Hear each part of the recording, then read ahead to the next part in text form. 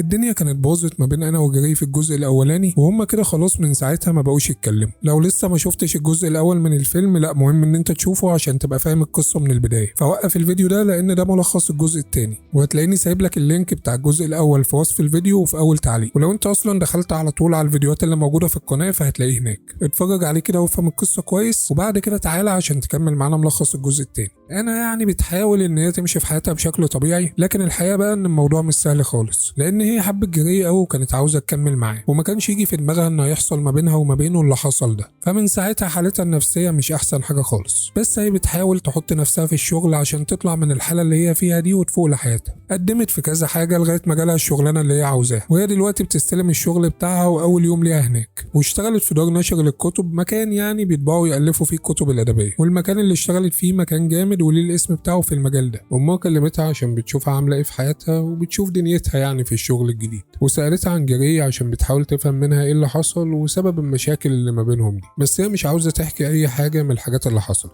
وقالت لا مفيش، هو احنا اختلفنا شويه بس. بعد كده الباب خبط ففتحت ولقيت ان جري بعت لها ورد عشان بيبارك لها على الشغل الجديد. هو طبعا لسه مش قادر يشيلها من دماغه، فمتابعها كده من بعيد لبعيد. خدت الورد وكانت هترميه لان خلاص هو بالنسبه لها الموضوع كده انتهى، بس رجعت في كلامها وما رضتش ان هي ترميه. صاحبتها سافرت مع اخو جري مكان حلو كده وبيقضوا وقت مع بعض، وبعتوا لها فيديو عشان الشغل الجديد بيقولوا لها مبروك يعني. واخو جري بيقول لها انا مش فاهم اخويا ده حصل له حاجه في دماغه ولا ايه عشان يسيبك يعني، مفيش حد انت تبقي معاه ويفكر انه يسيبك. بالليل نزلت عشان كانت معزومه في افتتاح معرض للتصوير. صاحبها المصور هو اللي كان بعت لها الدعوه دي، بس اتخضت كده اول ما شافت ان هو حاطط الصور بتاعتها هناك. جه وسلموا على بعض، فبتقول له ايه اللي انت عامله ده انت حاطط صوري في كل حته. قال لها اكيد طبعا، ما انا مش هلاقي حاجه احسن من كده عشان انافس بيها في المعرض ده، والصور دي تعتبر من اجمد الاعمال بتاعتي. قالت له مش المفروض تقول لي الاول قبل ما كنت تنزل الصور دي؟ قال لها يعني انا لو كنت قلت لك كنت هتسيبيني انزلهم؟ ما انت كنت هتقعدي تقولي لي لا عشان انا بتكسف والشغل بتاعك ده. قالت له ما دي حقيقه، انا ما كنتش هخليك تنزلهم عشان انا بتكسف فعلا. قال لها ما انا فاهم دماغك، فحطيتك قدام الامر الواقع على طول. واحدة بتقول له دلوقتي ده في حد جه واشترى كل الصور بتوع انا، فبيقول لي انا شفت بقى الصور بتاعتك كلها اتباعت، المهم استنيني هنا واوعي تمشي، انا هشوف الدنيا على طول واجيلك، هخلص وبعد كده هنطلع على مطعم حلو ونتعشى مع بعض عشان المناسبة الحلوة دي. فقالت له تمام، وكانت واقفة مستنياه، بس بتبص فجأة كده فلاقي جري في وشها. قالت له انا كده فهمت، انت بقى اللي اشتريت كل الصور بتاعتي. قال لها اكيد طبعا، انا مش هسيب حد تاني هو اللي ياخدهم عشان يقعد يبص عليكي. قالت له طب انت جيت ليه دلوقتي اصلا؟ قال لها انا جيت عشانك انت، عشان انت وحشتيني وكنت محتاج ان انا اشوفك. كانت هتسيبه وتمشي عشان هي لسه زعلانه منه جامد، بس قال لها استني واسمعيني، هما كلمتين بس هقولهم لك ولو كده هسيبك ومش هضايقك خالص. قالت له خلاص ماشي، قولي اللي انت عاوزه وانا سامعاك. قال لها لا اكيد احنا مش هنتكلم هنا، تعالي معايا هنقعد في مكان نتعشى ونتكلم. قالت له تمام انا هاجي معاك، اقعد نتعشى ونتكلم بس، لكن مفيش حاجه ازيد من كده. قال لها تمام ما تقلقيش. قالت لصاحبها معلش بقى انا همشي دلوقتي، بس الشغل اللي انت عامله كان حاجه جامده ونفسي ان انا اشوفك في النجاح ده على طول. وسلمت عليه وحضنته، بس لما جري شاف كده كان هيموت. هو ما بيطيقش يشوفها مع حد تاني يعني بيتكلموا او كده. قاعدين دلوقتي في مكان عشان يتعشوا ويتكلموا، بس جري قاعد ساكت ما بيتكلمش، عمال بيبص لها بس. فقالت له لا احنا مش هنقضيها ساكتين كده، تعالى نتكلم، شوف انت عاوز تقول ايه وانا سامعاك. قال لي انا عاوز نبقى مع بعض، واي حاجه مش عاجباكي في العقد هنشيلها، ومفيش اي شروط هتمشي عليها ولا عقاب ولا اي حاجه من الكلام ده، انسي بقى كل ده وممكن نلغي العقد خالص. انت لما مشيتي انا نفسيا بقيت في حاله صعبه، وكل اللي انا عاوزه دلوقتي ان انت تبقي معايا تاني. قالت له انا عشان ابقى جنبك ومعاك فلازم افهم ولازم نتكلم مع بعض بصراحه. قال لها انت عاوزه تعرفي ايه بالظبط؟ فقالت له كل حاجه، وقول لي بقى ايه اللي حصل وسبب لك المشاكل النفسيه دي، وبطل بقى تهرب مني كل ما اسالك، الموضوع ده انا مش هقبله تاني ولازم افهم. قال لها امي اللي ولدتني ماتت لما كنت صغير، وانا كنت قاعد جنبها في اللحظه دي ومش عارف اعمل لها اي حاجه. جم خدوها عشان يدفنوها وانا ودوني للمستشفى لاني كنت في صدمه وحالتي ما كانتش كويسه خالص. امي اللي ربتني بقى دي اسمها جريس، ودي اللي انت شفتيها. هي ساعتها كانت بتشتغل دكتوره في المستشفى، ولما شافتني صعبت عليها فاتبنتني بقى وخدتني عايش معاها، وهي بالنسبه لي مهمه جدا في حياتي. زعلت وتاثرت جامد من الحاجات اللي حصلت له دي، وهم كده خلاص اتصالحوا وبقوا مع بعض تاني. وصلها البيت وسلم عليها، بس قبل ما يمشي ساب لها بوكس كده فيه هديه، ولما دخلت وفتحت الهديه دي فلقيته انه جايب لها اللابتوب والعربيه بتاعتها، لان هي كانت اديتهم له لما اتخانقت معاه فجابهم لها تاني وجاب لها فوقيهم ايفون هديه. كانت واقفه بتقفل الشباك قبل ما تنام، وكان في واحده كده شكلها مش طبيعي واقفه قدام الشباك وبتبص عليها. انا كانت في الشغل وهي نازله لقت نفس البنت اللي كانت واقفه قدام الشباك بتاعها بالليل بتنده عليها باسمها. ما بقتش فاهمه هي ازاي تعرف اسمها وهم اصلا ما تقابلوش خالص قبل كده. والبنت دي كانت باصه لانا ومتلخبطه كده وبتقول لها خلاص انا اسفه مفيش حاجه، انا اصلا واحده ملهاش لازمه خالص. وانا ما لحقتش تفهم منها اي حاجه لان المدير بتاعها في الشغل جه وخدها ومشي. هم دلوقتي قاعدين في مكان جنب الشغل، المدير بتاعها عازمها قال لها تعالي هنشرب حاجه سوا ونقعد نتكلم شويه، وهي اتكسفت تقول له لا فوافقت وقعدت معاه وقعد يتكلم معاها في اي حاجه يعني كلام مش مهم خالص، بيكلمها عن الكتب اللي هي قريتها وحاجات زي كده. جري جه ولقاهم هما الاتنين قاعدين مع بعض، فدخل وسلم على جاك اللي هو المدير بتاع انا وفهمه انه يبقى البوي فريند بتاع انا، وهو اتضايق اول ما دخل وشافهم هما الاتنين قاعدين مع بعض، فعشان كده بيكلموا بطريقه مش حلوه قوي يعني. جاك بيقول له تعالى اقعد معانا واجيب لك حاجه تشربها، قال له لا مش هينفع دلوقتي عشان انا مستعجل بس فخلينا بعدين، وخد انا ومشي. جاك بص للجري كده ما كانتش حلوه وباين عليه قوي انه مش طايقه ومنفسن منه عشان انا بتحبه. هما ماشيين بقى مع بعض دلوقتي، فانا بتقول له والله انت كنت مكبر الموضوع وكلمت الراجل وحش، وهو اصلا ما فيش حاجه، ده مديري في الشغل وكنا بنتكلم عادي. قال لا انا فاهم وشايف بصته ليكي ما كانتش حاجه عاديه، وباين انه عينه منك وعاوز ياخد حاجه ملكي انا. قالت له ملكك ازاي؟ الكلمه ما عجبتنيش الصراحه، وهي ما بتحبش الاسلوب ده ان هو يقعد يقول لها انت ملكي ويعملها زيها زي اي حاجه هو بيمتلكها. طلع مع انا البيت بتاعها وواقفين سوا في المطبخ بيعملوا حاجه ياكلوها، وفضلوا بقى مقضين الليله دي كلها سوا، وجري بات عندها في البيت. بس بالليل وهم نايمين نفس البنت اللي كانت انا شافتها جت وواقفه قدامهم دلوقتي وعماله تبص عليهم وهم نايمين. انا لما حست بيها قلقت كده وبصت بس ما لقيتش حاجه، زي ما جت فجاه اختفت فجاه. ولما صحيوا انا كانت مبسوطه ان جري فضل موجود معاها لانه اول مره يعمل كده، هو على طول ما بيحبش ينام جنب حد وما بيحبش ينام بره البيت بتاعه، فهي اكيد مبسوطه لانها شايفاه انه بيحاول يتغير عشانها. بتديله شيك تاني كان هو مديهولها عشان تدفع حاجه بس هي دلوقتي مش محتاجاه. قال لها مفيش مشكله خليه معاكي، فقالت له لا انا مش محتاجاه وقامت مقطعاه. وهو طبعا عندي فبيعاند معاها وكلم حد عنده في الشغل خلاه انه يحول لها الفلوس على الحساب بتاعها في البنك. فقالت له ايه ده كمان؟ ده انت مش سهل خالص، انت وصلت للحساب بتاعي في البنك.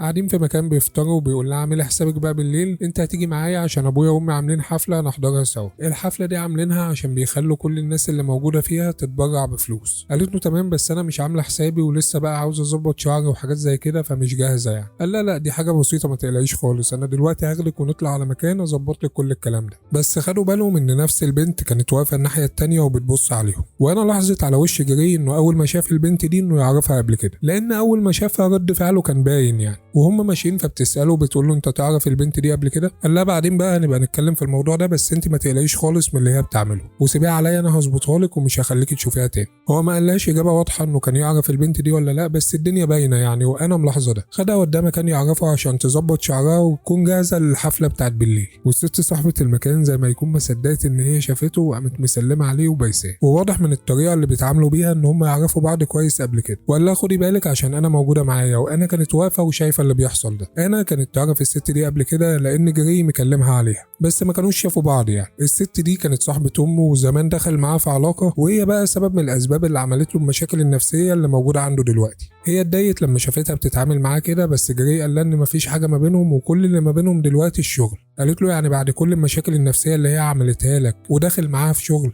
ما تبعد عنها خالص مالكش دعوه بيها؟ فقال لها البيزنس ملوش دعوه بالكلام ده، هي خلاص كده مش عاوزه تعمل شعرها عند الست دي وعاوزه تمشي. فجري قال لها تعالي نطلع على البيت عندي وانا هبقى اجيب لك حد يعمل لك شعرك هناك. بس هي كانت واقفه مكانها مش عاوزه تمشي عشان لسه متضايقه. فقال لها انت لو ما مشيتيش معايا دلوقتي انا هشيلك، وكان هيشيلها فعلا بس مشيت معاه عشان ما عملهاش يعني فضايح في الشارع. هما دلوقتي في البيت عند جري وانا سالته تاني عن البنت اللي كل شويه بتطلع لها دي، فقال لها دي انا كنت مرتبط بيها بس انفصلنا بعد كده، وهي ارتبطت بحد تاني بس بعد كده حصل لها مشاكل في حياتها فخلت نفسيتها تبقى تعبانه شويه، ومن ساعتها بقى بتعمل حاجات مش مظبوطه كده. جاب لها حد في البيت عشان يعمل لها شعرها وكان واقف كده بيبص عليهم بس سابهم ومشي اما حس ان هي مش على راحتها. هما كده خلاص وصلوا الحفله، بس قبل ما يدخلوا بيديها ماسك وبيقول لها البسي الماسك ده. فقالت له ده بتاع ايه؟ قال لها معلش اصل انا نسيت اقول لك ان دي اصلا حفله تنكريه. دخلوا الحفله وسلمت على مامته، ومامته كانت مبسوطه قوي ان هي شافتها تاني. كل الناس اللي قاعدين في الحفله دي ناس اغنياء وموجودين دلوقتي عشان يتبرعوا بفلوس، وانا لما شافت كده اتبرعت هي كمان بالمبلغ اللي جري كان مديهولها. هو كان مديلها $24,000 وهي مش عاوزاهم فاتبرعت بيهم كلهم.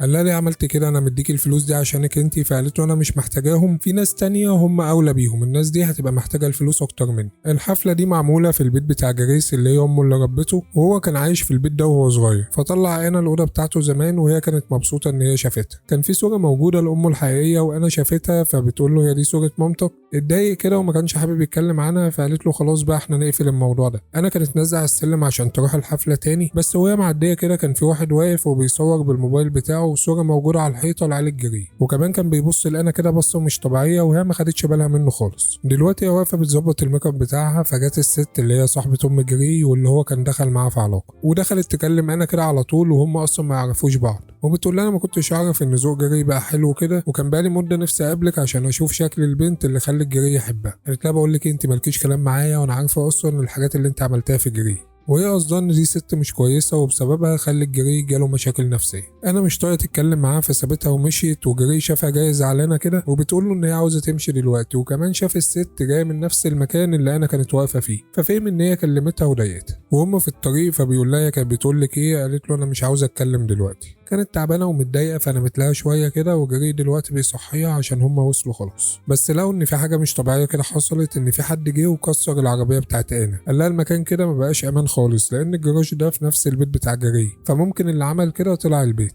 خدها وهيباتوا دلوقتي في اليخت بتاعه لحد ما يفهموا فيه ايه ومين اللي عمل كده. الصبح خدوا اليخت وبيتفسحوا شويه، وانا قالت له ان هي نفسها تسوق بس خايفه. قال لها لا ما تخافيش انا هخليكي تسوقي، وكانت مبسوطه قوي بالوقت الحلو اللي هي بتقضيه معاه. المدير بتاعها في الشغل قال لها ان هو محتاجه تسافر معاه المدينه تانية عشان عندهم شغل هيخلصوه هناك، وقال لها انه هيحجز لها اوضه لوحدها في الفندق اللي هيبقوا قاعدين فيه، وهي قاعده بتتعشى مع جري فكلمته في الموضوع ده، بس قال لها لا ما تسافريش مع حد. هي كانت في الاول مصممه ان هي تسافر، بس لما اتكلم معاها شويه فاقتنعت يعني، وفهمت انه خايف عليها ومش عاوزه تبعد عنه، وفهمها كمان ان المدير بتاعها في الشغل سكته مش حلوه، وكان في كذا واحده من اللي شغالين معاه كلهم سابوه ومشوا عشان بيقعد يعاكسهم وبيضايقوا. فقالت له خلاص بكره في الشغل انا هبقى ابلغه ان انا مش هسافر معاه. تاني يوم كانت في الشغل وبعد ما خلصت فبلغته بقى ان هي مش هتسافر معاه، بس فجاه قام قافل الباب وكان عاوز يدخل معاها في علاقه، وقعد بيقول لها سيبك من جري انا احسن منه وفلوسه مش هتنفعك بحاجه، لكن انا هفيدك في الشغل، يعني لو بقيتي معايا فانا هسهل لك الدنيا ان انت تنجحي في الحاجات اللي انت بتحبيها. وطبعا مفيش حد موجود دلوقتي في الشغل معاها عشان يلحقها، بس عرفت تفلت منه وطلعت تجري، واول ما نزلت تحت لقت جري في وشها. كان هيطلع ياكله علقه بس هي اللي منعته عنه، بس خلى السواق بتاعه هو اللي يطلع عشان يجيب لها الشنطه والحاجه اللي سابتها فوق. قاعدين في البيت بس هي لسه مصدومه من اللي حصل، وجري يكلم حد في التليفون بعلاقاته بقى خلى انه يترفد من الشغل. تاني يوم انا كان عندها اجتماع مع الاداره بتاعتها في الشغل، وقالت لهم على شويه افكار هتفيدهم، فحطوها بقى مكان المدير اللي مشي. بالليل اتقابلوا قاعدين مع بعض بيحتفلوا باللي حصل، وانا قالت له هو انت كلمت حد او ليك علاقه ان انا امسك مكان المدير في الشغل؟ فقال لا لا انا ماليش علاقه بالكلام ده، وانت وصلت لكده عشان انت مميزه في الشغل بتاعك. جري وصل انا للبيت بتاعها وهيقف يستناها شويه تحت لحد ما تطلع هتلم الحاجه بتاعتها المهمه، لان بعد كده هتروح تعيش معاه في البيت بتاعه على طول. اول ما طلعت لقيت البنت اللي هي بتشوفها في كل حته واقفه لها وعاوزه تموتها عشان متضايقه ان جري سابها واختار انه يكمل مع انا مع ان هي بتحبه، فعاوزه تنتقم منها وتموتها. بس جري جه وخلاها توقف اللي بتعمله ده، قال للسواق بتاعه انه ياخد انا دلوقتي من هنا ويوصلها على البيت، بس هي مصدومه من الموقف اللي حصل ده، وكمان جالها خوف كده من جري عشان شافته انه بيتعامل مع البنت دي بطريقه مش طبيعيه وانه سيطر عليها، وهو كمان اللي وصلها للحاله النفسيه الوحشه اللي هي فيها دلوقتي. سابت السواق ومشيت، ما رضتش تروح البيت دلوقتي عشان هي مخنوقه وعاوزه تتمشى شويه. جري دلوقتي في البيت بس هيموت من القلق عليها لانه قاعد بتاع 3 ساعات او حاجه مستنيها وهي لسه ما جاتش. اول ما فتحت الباب ودخلت كان بيزعق لها عشان هو قلقان عليها، وبيقول لها انت كنت فين بقى عشان انا كنت هموت عليكي. فهمته ان هي قلقت وخافت منه من طريقته مع البنت اللي هو كان مرتبط بيها دي، وسالته انت عملت فيها ايه او وديتها فين؟ فبيقول لها ما تقلقيش انا رجعتها تاني للمصحه النفسيه عشان هي كانت هربت منها. قالت له بص بقى انا ليا شخصيتي ومش هينفع ان انت تعمل معايا زي ما عملت مع البنت دي، يعني مش هخليك تتحكم فيها بالشكل ده ومش هكمل معاك اصلا لو الموضوع هيبقى كده. قال لها انت مختلفه عن اي حد وانا بحبك ومستعد اعمل لك اي حاجه انت عاوزاها، ولو انت شايفه فيا اي حاجه مش عاجباكي انا مستعد بس اتغير عشانك.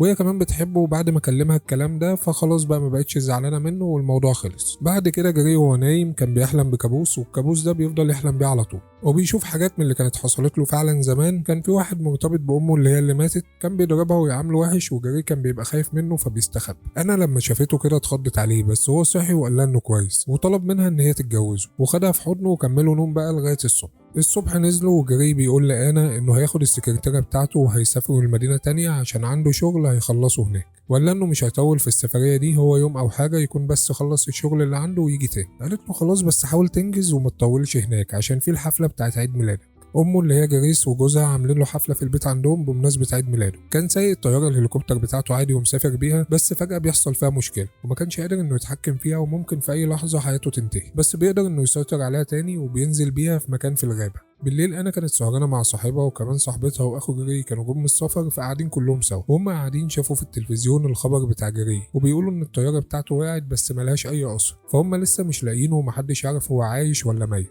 خدوا بعضهم وهم دلوقتي قاعدين في البيت عنده، بس كلهم هيموتوا من القلق عليه. فجأة لقوه بيفتح الباب وداخل وكلهم اطمنوا لما شافوه. انا كانت عمالة تعيط واعصابها كانت بايظة خالص عشان كانت قلقانة عليه جامد. خدها في حضنه عشان يخليها تهدى وتطمن.